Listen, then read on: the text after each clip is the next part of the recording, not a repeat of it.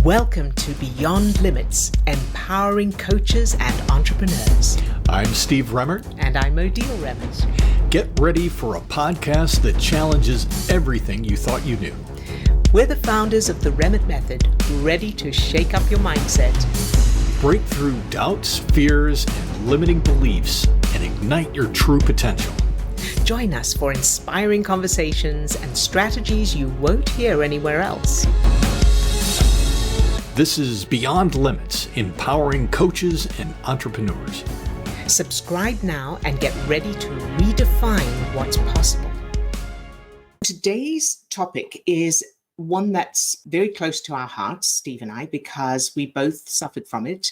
Steve in particular had it very badly, and I thought this would be a really good one to talk about. This won't be what you've heard before. So this is not about create a morning routine in the way that you've heard it before or anything like that. If you found that, like we did, when you wake up in the morning, you often or always wake up with a feeling of dread, a feeling of anxiety, your mind goes to all the things that are wrong or that you need to change or that you're worried about or that you're not sure how to solve. So your morning starts off at a disadvantage already. And then you spend the rest of the morning and your day trying to pull yourself out of that. This is for you. Just a little bit of background. Steve and I both suffered from anxiety quite dramatically, and Steve in particular from debilitating anxiety. So he would wake up every morning at one point.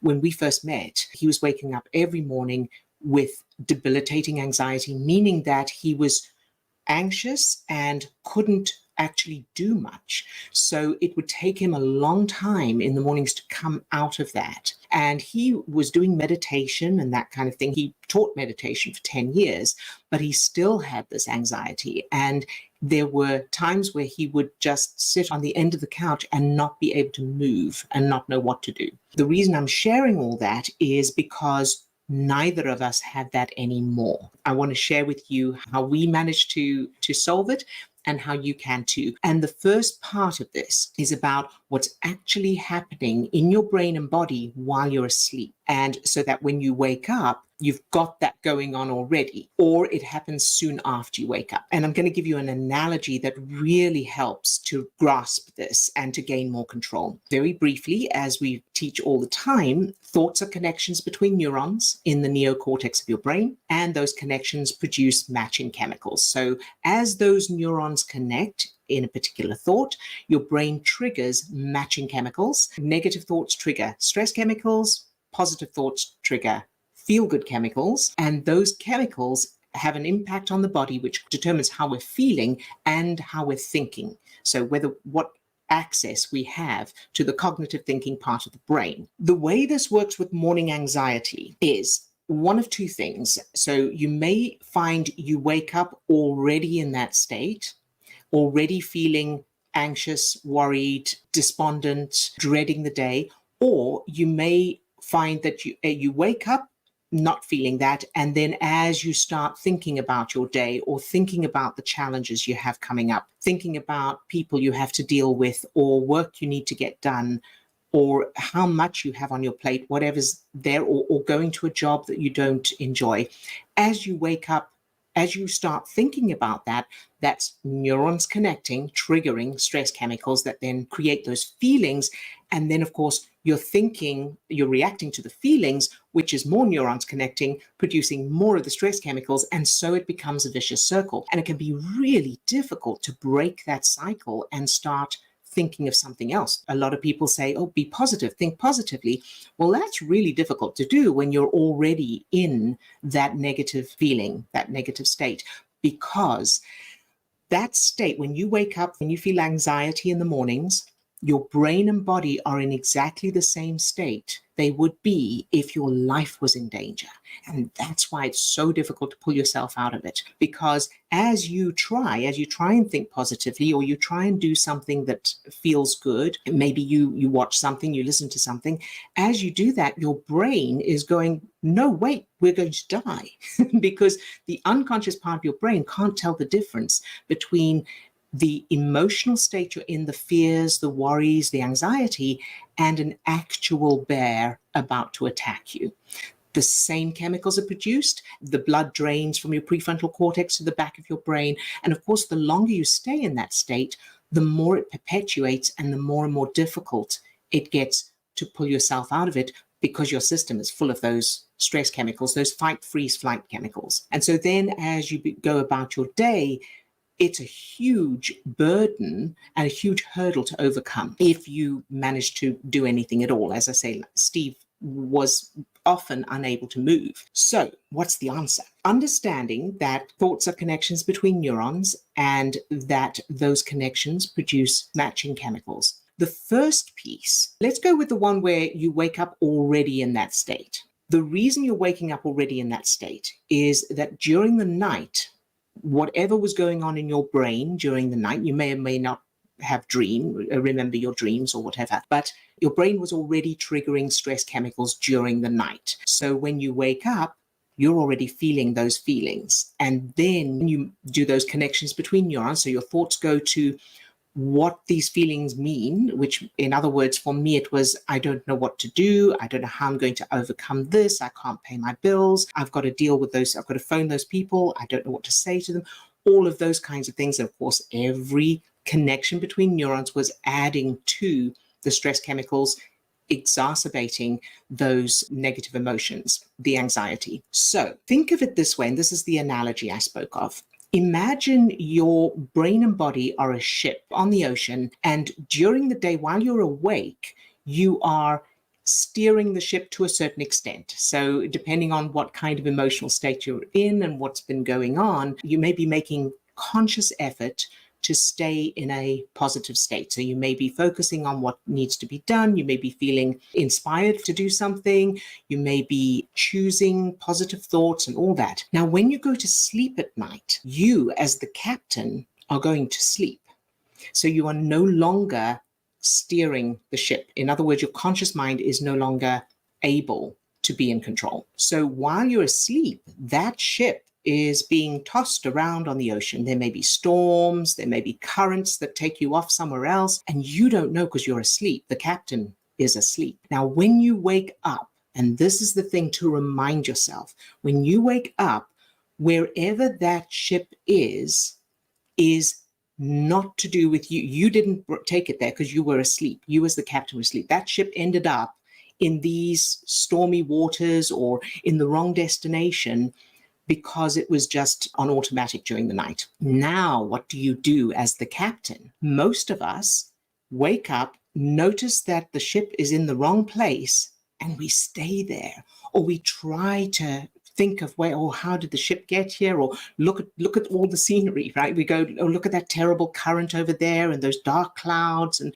so we engage with where the ship is, thinking that this is us. Instead, as the captain, when you wake up and you notice that your ship is in the wrong place, or it's in a storm, or it's been carried away by currents, you want to grab that wheel and steer it in the direction you want to end up in. Steer it away from the currents, the storms. Now, it's not always easy because sometimes those currents are strong, but having the understanding, maintaining the understanding that that's what you're doing in the moment can make all the difference. So when you wake up and you feel those feelings, that anxiety, recognize, okay, this is my ship that's been carried off during the night by currents because I wasn't awake to steer it, that I was sleeping. Now I'm going to grab that wheel and I'm going to steer it in the direction that I want to end up in. And I'm going to give you exact techniques to be able to do that very shortly. So that's the first step, is recognizing that that's what's happening. And that alone can be really empowering. It's important to realize that sometimes, as I say, those currents are really strong and sometimes you can't see where you're going. So it's all very convincing. The storm is really dark. The currents are really strong. The scenery is horrible. That's all you can see. And what I mean by that is when you wake up in that state, it seems like that's all there is. So whatever thoughts are happening in response to that anxiety, they seem really real. That is the ship in the wrong environment. And when we're in that state, when we're filled with stress chemicals, we don't have access to the cognitive thinking part of our brain. So we can't use logic or reason. We can't think creatively or problem solve. That doesn't mean there isn't a solution. That doesn't mean that what we're looking at is real or the only thing there is. So for me, one of the ways that would happen is I would wake up in the morning and think, I have no options. I can't, I've tried everything and nothing works for me. And I'm just going to go and live on the street. And I would just get carried away and I couldn't see anything else because I didn't have the cognitive thinking part of my brain online. So understanding that when you wake up, if you're already in that state, you're going to grab that wheel and steer your ship in the direction you want to go in. And here's how to grab that wheel. The first thing I want you to do right now, if you're at home, if you're not at home, do it as soon as you get home. I want you to write a note to yourself and put it next to your bed so that you will remember to do this, or put a reminder in your phone. Tonight, before you go to bed, put something next to your bed that you will see first thing in the morning. One thing or two things, because whatever you put there needs to be a color that you love. So your favorite color, and if you don't have a favorite, just pick one you like. So it can be just a colored piece of paper, or it could be an object. It doesn't matter. So that when you open your eyes, you will be able to look at that color. The second thing I want you to put next to your bed, and this could be the same thing because it could be a thing with that color, is something or someone you love. And by something or someone you love, it could be an animal or a person, or it could be a boat or a shoes or a garden. It doesn't matter. So a photograph or a picture of something or someone you love. That's the first step. You do that tonight, and this is important to add to it. Before you go to sleep, set that intention that as soon as you wake up in the morning, regardless of how you feel, the first thing you're going to do is look at the color. Whatever color you've put next to your bed, and focus just on that color. Now, this doesn't take long. Absolutely do this. It takes just 60 to 90 seconds to change your brain chemistry from stress chemicals to feel-good chemicals, as long as you're keeping your focus off the negative and on the positive for just that 60 to 90 seconds. That's all it takes. Of course, if your mind keeps going to the negative, you need to steer that ship. Then the clock starts from there, 60 to 90 seconds. So you're going to set that intention as soon as you wake up, as soon as you're aware you're awake, you're going to just look at that color, regardless of how you're feeling. So let's say you wake up and you feel that anxiety immediately. Remember the ship. Your ship has just ended up in the wrong place, and now you're going to grab that wheel and steer it in the direction you want to end up in, because now you as the captain are awake, so you're able to do that. What that means is opening your eyes and looking at that color and just focusing on the color and what you love about it. Allow yourself be fully absorbed in the color. Now, your brain will want to go to the other stuff. That's normal. It thinks there's danger, and you'll answer it. As your brain goes, oh, but what about that? Answer it by going, it's okay, I will come to that. Imagine pressing pause. I'm just going to look at this color for a little while. I'm just going to focus on this color for a few seconds. And once I've done that, I will think about the other things. So you're not trying to deny, you're not trying to push away, because that just makes the danger more. As you feel the anxiety in your body, or the despondency, or whatever it is you're feeling, also acknowledge that. Acknowledge it by going, yes, I'm feeling that because chemicals, right? I've got these stress chemicals in my system. My brain's been producing them during the night. It doesn't necessarily mean that there's something to worry about.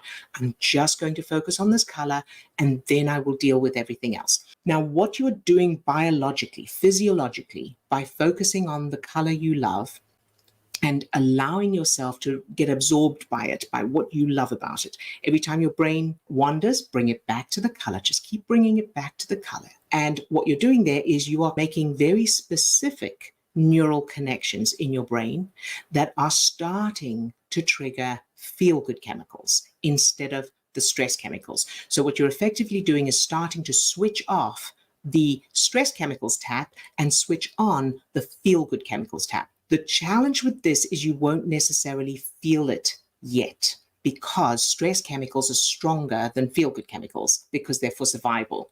The purpose of them is to grab our attention and put it on the danger and keep it on the danger until the danger has gone. That's why stress chemicals are stronger, and it takes a little longer sometimes for you to be able to feel the effects of the feel-good chemicals because they're not as strong. So you need to hold it for a little bit longer. And as I say, 60 to 90 seconds of focusing on the positive without diverting to the negative. So using that analogy of the ship, you need to be steering in the direction of where you want to end up for long enough to actually start to see that environment, that location. Whereas if you start steering there and then you allow the ship to go back to and then you steer again and then you allow the ship to go back to where it was, obviously it's going to take you a lot longer to get there. Which is also okay as long as you remember that that's what's happening, as long as you remind yourself that that's what's happening. It doesn't mean that you can't get to your destination.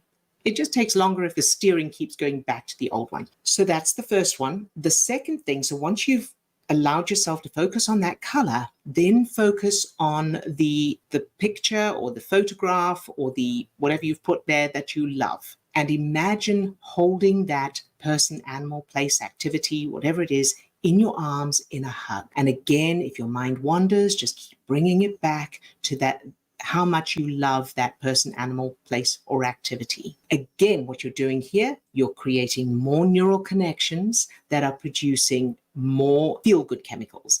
Again, bringing down the stress chemicals. All of this can take under 2 minutes.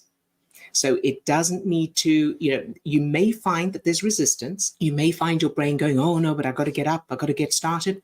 It's 2 minutes. It's quicker than going to the loo, right? Keep telling yourself it's only 2 minutes and then I will get on with everything else.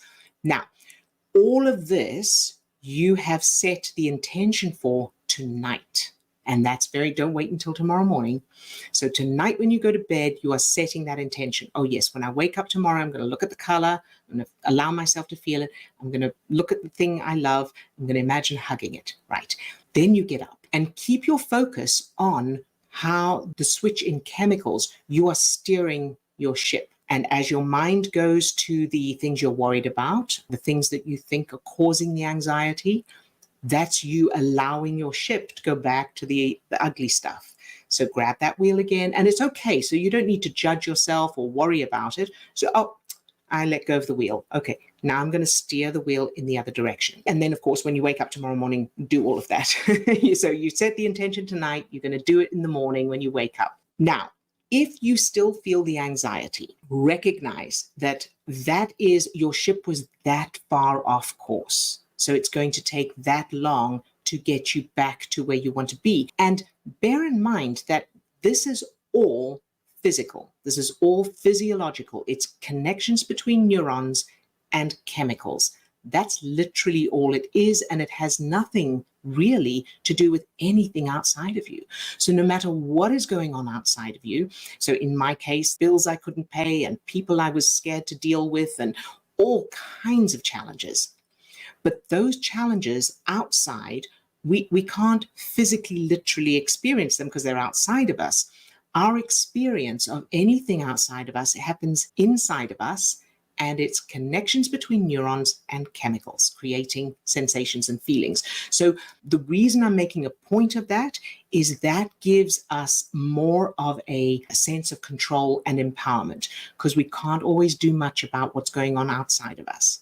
But we can connect different neurons. We can create different neural connections, producing different chemicals. It's not always easy, but it is possible, and that's the most important thing. So once you've done that tomorrow morning, then choose where you're putting your focus as you move forward. So, for example, while you're brushing your teeth, think about the color, think about the thing you were hugging, and have something to look forward to, even if it's just a cup of coffee. So that's very often that was all I could look forward to was a cup of coffee, and that's okay. And as you do that, again, you'll find more things to look forward to. From now, if you want to change the original trigger, the original reason for the anxiety in the mornings, got a coping skill right now, and of course do this every evening and every morning. It only takes 2 minutes, so there's no reason not to do it. Once you've done that first bit, when you get up, listen to some music that you enjoy, that makes you feel uplifted. And again, it doesn't need to take long. You can do that while you're doing other things. And the biggest thing is that the understanding that this is not just trying to feel better. This is not just listen to music and maybe I'll feel better, or I'm going to think positively.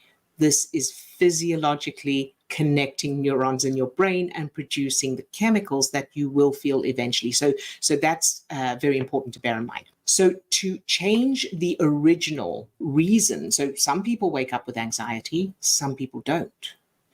And two people can have exactly the same challenges, exactly the same circumstances and concerns, and one will feel anxiety and the other one won't. The difference between those two people is the unconscious references that their brain is referring to.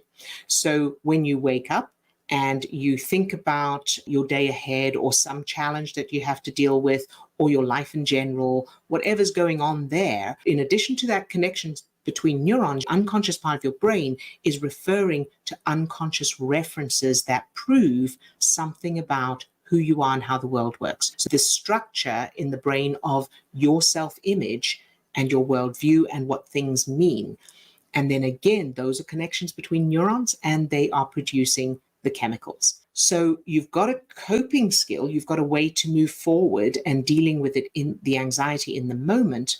The next step will be to change the GPS coordinates in that ship, to mix metaphors, so that while you're asleep, it doesn't end up on the rocks or in the storm and that kind of thing. And that as you go about your day, the original trigger for the anxiety is no longer there.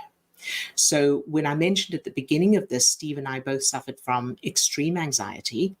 We did both of these things. We took control of our chemistry, of our brain and body chemistry, and that didn't work on its own. That's not enough. It can help in the moment. It's not a permanent solution. We also changed the original unconscious references, which were different in each of us, that were causing that anxiety in the first place. And that is what has resulted in no anxiety in the morning, no negativity in the morning, waking up feeling inspired and excited and enjoying life. For the unconscious references, much bigger topic, and we have a masterclass, an online masterclass that does a great job of explaining exactly what those references are, where they come from, how they're formed, and what to do about changing them, how we change them. You can watch that masterclass. You can register for it. I've put the link in the description. Register for that and watch that, and then that will go into a lot more detail on that whole topic.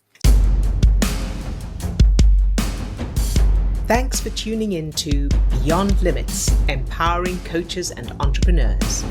We hope you found this episode enlightening, inspiring, and helpful. And if you did, please do consider leaving us a 5-star review so that others can benefit as well. Subscribe for more inspiration and strategies to fuel your success. For more information on working with us, visit our website, theremmertmethod.com. That's Remmert, R-E-M-M-E-R-T, theremmertmethod.com. Sending you love and encouragement. Until next time.